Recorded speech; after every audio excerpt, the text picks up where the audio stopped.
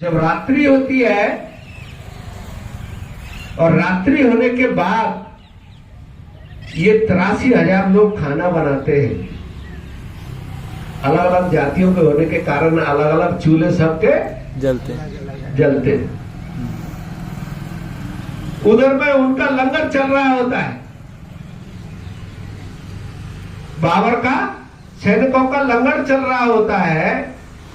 तभी बाबर ऊंचे स्थान पर खड़ा होता है। वो कहता है, अरे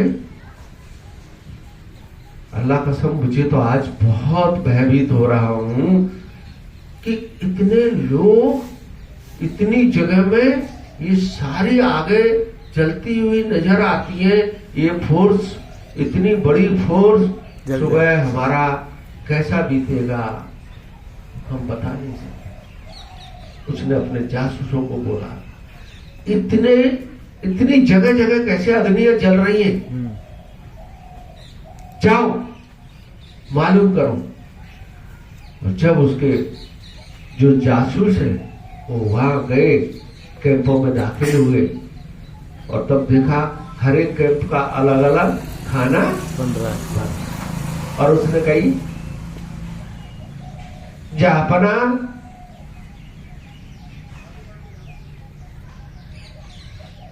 बादशाह बाबर जासूसों ने बताया, इन लोगों में इतना जातिवाद है कि एक साथ खाना भी नहीं खाते। एक साथ खाना तो दूर है, बना भी नहीं सकते। बनाना तो दूर है, एक दूसरे को परोस भी नहीं सकते। और परोसना तो दूर है, एक साथ बैठ भी। तो फिर बाबर क्या बोल रहा, अल्लाह कसम, अल्लाह कसम सुबह हमारी जीत होगी। जिनकी सालों की खाने में नहीं बनती, मैं उनकी भाषा में बता रहा हूं, मेरी गाली नहीं। जिनकी सालों की खाने में नहीं बनती, वो उनकी लड़ाई करने में क्या बनेगी। अल्लाह कसम हमारी सुबह जीत होगी, जीत होगी। आपस में यही हमारी। उसके बाद में सुबह जगते हैं, उधर सेनाएं उधर तैनात हो जाती हैं, इधर की सेनाएं इधर तैनात हो जाती हैं। तब कहते हैं कि आक्रमण कौन पहले करेगा। ब्राह्मण ने कंगन बांध के दिया है महाराणा सांगा को, पहला बार वो करेगा तभी तुम्हारी फतेह होगी। पंडित जी महाराज, पुरोहित महाराज ने ये पहले ही कंगन करके दे दिया है कि पहला बार ये करेगा तो जीत होगी, नहीं तो तुम वरना पछताओ। पहला बार करने के लिए महाराणा सांगा आगे बढ़ते। उधर से अब पहला बार तो तड़ा तड़का होता है। जब राजा आगे बढ़ा तो फिर झमाझम तलवारें चली, तोपा खाना चला, इधर से भी तोपें चली। पहली तोप में ही महाराजा का काम तमाम। 80,000 यानी छत्री भी लड़ेगा तो किसके दिमाग से लड़ेगा? कंगनवार, जिसने कंगन तैयार किया है उसके दिमाग से लड़ेगा। युद्ध में दिमाग उसका है, लड़ाई किसकी है? छत्री राजपूत की है।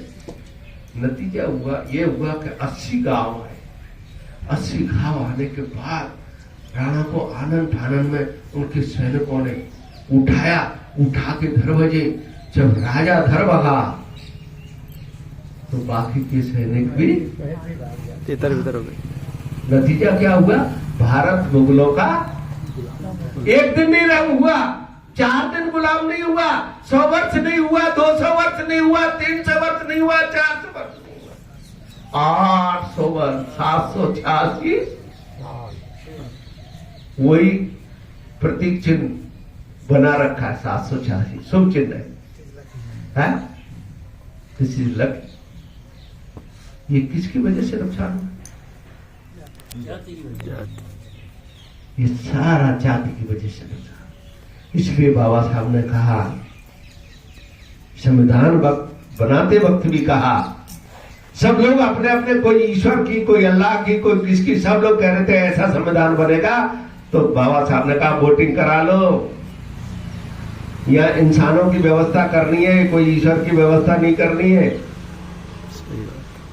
और तब बाबा साहब ने उनको समझा के दिया कि इंसान से बड़ा इस प्रकृति का कोई उत्तम प्राणी नहीं। जिसको तुमने देखा नहीं उस पर विश्वास करना अधर्म समझता हूं। तब पहली बार वोटिंग हुई तो अल्लाह, ईश्वर और भगवान हारे और मनुष्यता जीती। साधु साधु साधु। डॉक्टर बाबा साहब अम्बेडकर ने कहा ये जातिवाद भारत की रग रग में भरा हुआ है, और एक ऐसा ग्रुप है जो रात दिन अज्ञानता भरने का काम, जो रोज बैलून में हवा भरने का काम करेगा। बैलून कभी चिपक पाएगा क्या? उड़ता ही रहेगा, हवा भरा ही रहेगा। इसलिए वो अपनी जमीन भूल जाएगा, भरा हुआ बैलून अपनी जमीन भूल जाएगा। इसलिए मनुष्यता भारत का धर्म है। सम्राट अशोक के समय आप इराक तो 1773 में अलग हुआ है भारत से, 1773 में अलग हुआ है। सऊदी अरब है 1383 में अलग हुआ है। इतना बड़ा साम्राज्य अगर कोई सम्राट खड़ा कर पाया तो जाति विहीन व्यवस्था के कारण नहीं खराब कर पाया, जातिवादी व्यवस्था की वजह से नहीं कर पाया। इसलिए डॉक्टर अम्बेडकर बोलते हैं आज देश को, इस भारत को अगर मजबूत देखना चाहते हो तो create a society according liberty, equality, fraternity and justice.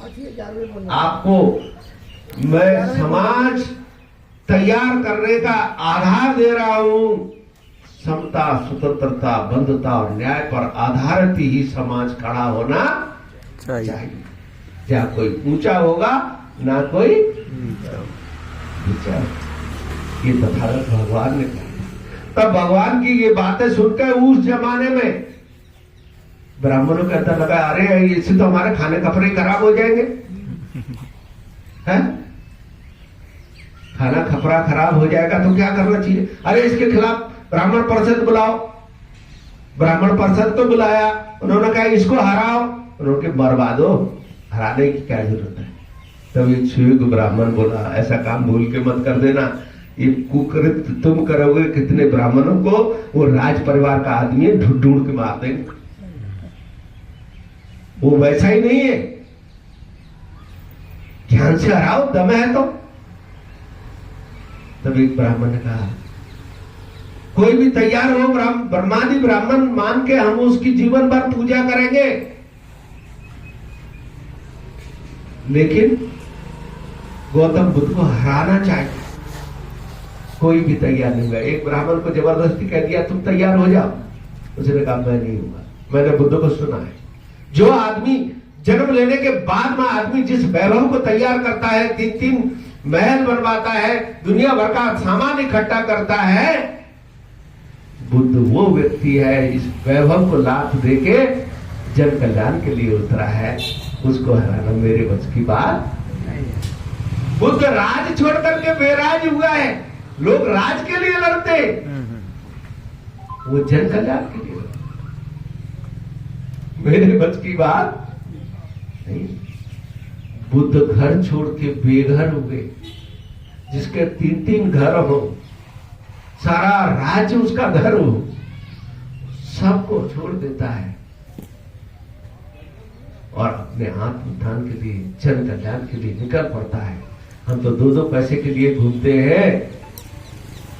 कौन अच्छी सी दक्षिणा देता है उसी को मलाई लगा के बताते हैं वो कितना त्यागी है।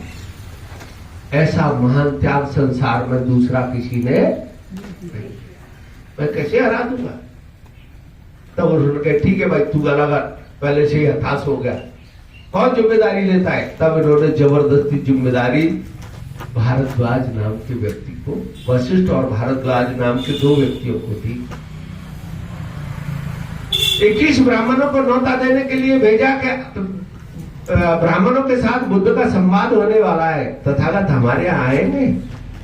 मगध के अंदर इसकी व्यवस्था की गई थी। पाटलिपुत्र 80,000 ब्राह्मण इकट्ठा हुआ था उस जमाने। और जैसे ही तथागत वहां पाटलिपुत्र में पहुंचते हैं, उनका भव्य स्वागत होता है। राजा कहता है घोड़े ले जाओ, चांदी ले जाओ, सोना ले जाओ, बुद्ध का अच्छा सा स्वागत करो। ब्राह्मण और बुद्ध के बीच में संवाद होगा तो कुछ सत्य हमें भी हासिल हो जाए। हमारे जीवन का सत्य अगर हमें मालूम हो जाएगा तो हमारा जीवन धन्य हो जाए। यही सत्य। लेकिन तथागत के पास जैसे ही वो 7 हाथ का सिंहासन हाथी पर रख के लेके आए सोने का, और कहा तथागत आपका सिंहासन है, आप विराजमान होइए। तथागत ने एक ही बात कही, हे ब्राह्मणों, अगर मुझे इन्हीं सिंहासनों पर बैठना था, ये ही हाथियों पर बैठना था, तो मैं राज छोड़ के बेराज नहीं होता। कालीने बिछाई गई। आनंद की तरफ देखा, आनंद तुरंत समझ गए, हटाओ ये कपड़े। आनंद ने हटाना शुरू किया, सब लोगों ने हटा दिए। अरे इन कालीनों पर ही चलना था मुझे, तो घर छोड़ बेघर नहीं होता। बुद्ध सीधे सीधे चले जाते हैं पाटलिपुत्र में, जहां उनका स्वागत द्वार होता है। वहां बहुत अच्छा फूल बरसाते हैं, जनता भी फूल बरसाती है, राजा भी फूल बरसाते हैं, बहुत अच्छा स्वागत करते हैं उनका। आगे आगे राजा परेड करता है अपनी सैनिक टुकड़ी के माध्यम से, बहुत बड़ा भव्य। और उस समय धौसा कहते हैं उसको, ये बाजा जो बजाते हैं ना, उस समय धौसा बोलते थे उसको। पाली में भी अभी भी धौसा बोलते हैं, धौसा बजता है। लेकिन बुद्ध कहते हैं चलो कोई बात नहीं, ये तुम्हारा काम है, मेरा काम। वहां जाके पहुंचते हैं, बुद्ध का बहुत बड़ा स्वागत ब्राह्मण करते हैं। हे तथागत आप बैठिए, यहाँ पर भी हमने 3.5 हाथ का सिंहासन ऊंचा बना करके सोने का बना रखा है, आप उस पर विराजमान होइए, सबके दर्शन हो जाएंगे। तथागत कहते हैं नहीं, मैंने पहले ही बताया था, इन सोने के सिंहासनों पर बैठना था तो मैं राज छोड़ बेराज। 2 तख्त लगा दो, ऊंचा स्थान बना दो। तथागत साधारण सिंपल जगह में बैठे और कहा मेरे पास ज्यादा समय नहीं। 12.5 भिक्षु उनके साथ थे, ज्यादा समय नहीं है, बोल बताओ ब्राह्मणों, ये छोड़ो माला फाला, ये स्वागत, ये सब, ये बताओ क्या संकल्प विकल्प। तब भारद्वाज खड़ा होता है, कहता है भगवान आप हम ब्राह्मणों पर जरूर अनुकंपा करेंगे, ब्राह्मणों की मांगों को जरूर मानेंगे, क्योंकि आप करुणावान हैं, आप किसी को दुख नहीं देना चाहते, आप बहुत ही सुगतो है, सुगति को प्राप्त हो गए जीते जी। आप निर्वाण की झलक आपके औरा में मिलती है, जो आपके संपर्क में जाता है उसको अलग ही आनंद मिलता है। हे तथागत हम ब्राह्मणों पर तुम जरूर कृपा करोगे। हम ब्राह्मण चाहते हैं, आप कहते हैं मानव ही एक जाति है, मानवों में कोई जातियां नहीं, इसलिए मानव से मानव को मानव के साथ उचित व्यवहार करना, यही तथागत का धर्म है, यही सत्य धर्म है। और एक मानव द्वारा दूसरे मानव को अनुचित व्यवहार करना, यही अधर्म। इसकी वजह से कुछ ही लोगों को छोड़ करके बाकी के लोग पहले ही तथागत की तरफ मन बना चुके थे। तब कहते हैं हे ब्राह्मणों जल्दी से बताओ, मैं ज्यादा मन मत सुनाओ मेरे को, तुम्हारे संकल्प विकल्प क्या है वो सीधा बताओ। हे तथागत हमारा भी जो समाज में जो स्तर है वो हमारा बचा रहेगा, आप हम पर जरूर का अनुकंपा करो। तो बताओ तो सही ना किस बात की अनुकंपा। भगवान हमारी दो बातें मान लो और उनको अपने साथ जोड़ लो। क्या जोड़ ले बताओ। भगवान ये सारा सृष्टि ब्रह्मा ने पैदा किया है। ब्रह्मा ने खुश होकर के सबसे पहले ब्राह्मणों को मुख से पैदा किया है, बाकी के लोगों को बाद में पैदा किया है। बाकी की जनता जीव सृष्टि बाद में पैदा हुई है, पहले कौन पैदा हुआ है? ब्राह्मण। इसलिए ब्राह्मण ही ऊंचे है, बाकी के लोग सब ये पहले पैदा हुआ है, इसलिए ये तारनहार है। ब्राह्मण कौन है? कुलकर्णी है, कुल को तारने वाला है, यही तारनहार है।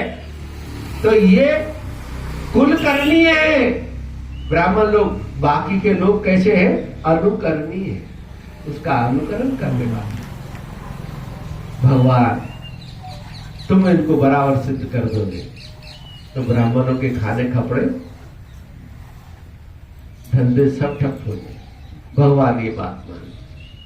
तब तथागत कहते हैं, हे ब्राह्मणों आपको पता होना चाहिए तथागत का धर्म सत्य का धर्म है, कोई झूठ का धर्म नहीं है। लेकिन फिर भी मैं तुम्हारी बातें मानने के लिए मैं आपसे ही विचार करवाना चाहता हूं और मैं केवल 4 प्रश्न पूछूंगा। 4 में आप ही फैसला करेंगे मुझे मानना चाहिए या पहला प्रश्न तथागत ने किया, हे ब्राह्मणों जैसे ब्राह्मण वर्ग की महिलाएं को छोड़ करके, ब्राह्मणों को छोड़ करके बाकी के वर्ग जाति, बाकी की वर्ग की महिलाएं बेटियां ऋतुमती होती है, शादी करती हैं और उसके बाद में वो प्रसव करती है, बच्चा पैदा करती है और उनका पालन पोषण करती है। सृष्टि का इस तरह से सृजन होता है। हे ब्राह्मणों जैसे अन्य वर्ण की महिलाएं ऋतुमती होती है, शादी करती है, बच्चा प्रसव होता है, बच्चा को लालन पालन करती है, क्या ब्राह्मण वर्ग की महिलाएं ऐसा ही करती है क्या?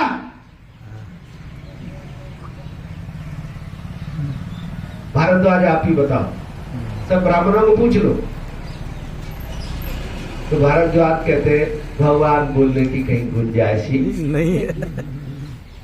भगवान इस सत्य को मैं सत्य कहूंगा नहीं। फिर भी सोच लो, अगर तुमने सत्य को असत्य कहा तो ब्राह्मणों से दुनिया का भरोसा उठ जाएगा। सत्य को सत्य कहेंगे तब भी तुम्हारी बची रहेगी। दूसरा मैं प्रश्न करता हूं आपको। दूसरा प्रश्न यह है, दुनिया की आधी आबादी माताओं की है, माताओं की है। जब आदमी में से आदमी पैदा होता है तो जमीन आसमान एक हो जाता है, भारी दर्द महसूस होता है। तुम्हारे उस ब्रह्मा को पूछ लो, इनको भी बता दो वो तरीका, ये भी मुख से पैदा कर लिया करेंगी, इतना दर्द लेने की कोई जरूरत नहीं है। सही बात। हेलो। तो भारद्वाज कहता है भगवान अच्छा कोई प्रोसीजर नहीं, ये झूठा है ना, ये झूठा सिद्धांत है कि नहीं? हाँ भगवान झूठा ही है। तीसरा प्रश्न करते हैं तथागत, जब अन्य वर्ण की महिलाएं ऋतुमती होती है, शादी करती है, बच्चा पैदा होता है, उसका पालन पोषण करती है, ऐसे ही ब्राह्मण वर्ग की महिलाएं ऐसा ही करती है, तो तुम ऊंचे कैसे और बाकी के लोग नीचे कैसे? कैसे बताओ? क्या तुम्हारा ये ऊंच नीच का सिद्धांत सत्य है या असत्य है? तो फिर क्या करता है? भाष्य कराता, भगवान हम सत्य को सत्य ही कहेंगे, असत्य को ये ब्राह्मणों का असत्य का सिद्धांत है। और चौथा प्रश्न करते हैं तथागत, हे ब्राह्मणों एक तरफ तथागत का सत्य का धर्म खड़ा है, दूसरी तरफ ब्राह्मणों का असत्य का धर्म खड़ा है, तुम किसको शरण जाओगे? तो बासेठ कहता है अब कोई गुंजाइश नहीं रही, 80,000 ब्राह्मण सब खड़े हो जाओ, और जो भाई ब्राह्मणों के साथ आना चाहता है सब लोग खड़े हो जाओ, राजा हो चरक को, सब लोग हाथ जोड़ो। और तब बोलते बुद्धं शरणं गच्छामि, धम्मं शरणं गच्छामि, संघं शरणं गच्छामि। तथागत ने शूद्र और सेवादारों का सेवा धर्म खत्म किया, इसकी वजह से शूद्र राजा बने। सम्राट अशोक थे। ये राजाओं का धर्म है, बुद्ध का धर्म राजाओं का धर्म है, गुण कर्म से क्षत्रियों का धर्म है। जो इस धर्म को स्वीकार करेगा वो कभी गुलाम नहीं बनेगा,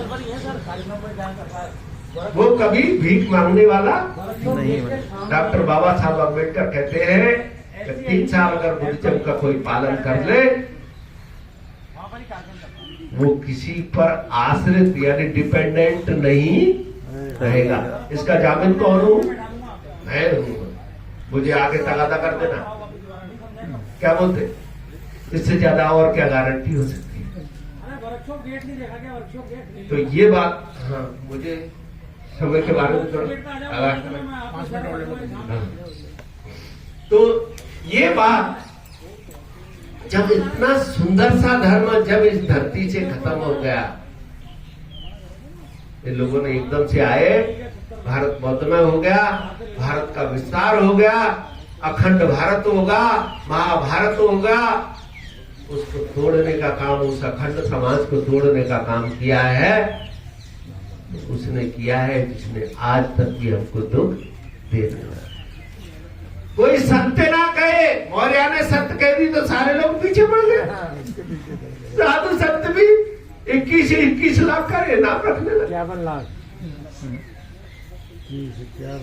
ऐसा नहीं, सत्य तो सही मायने में एक बार अमेरिका के अंदर कहा था नहीं, कि बुद्धिस्ट किसे कहते हैं, थोड़ा एक शब्द में अर्थर कोई उत्तर बताएगा?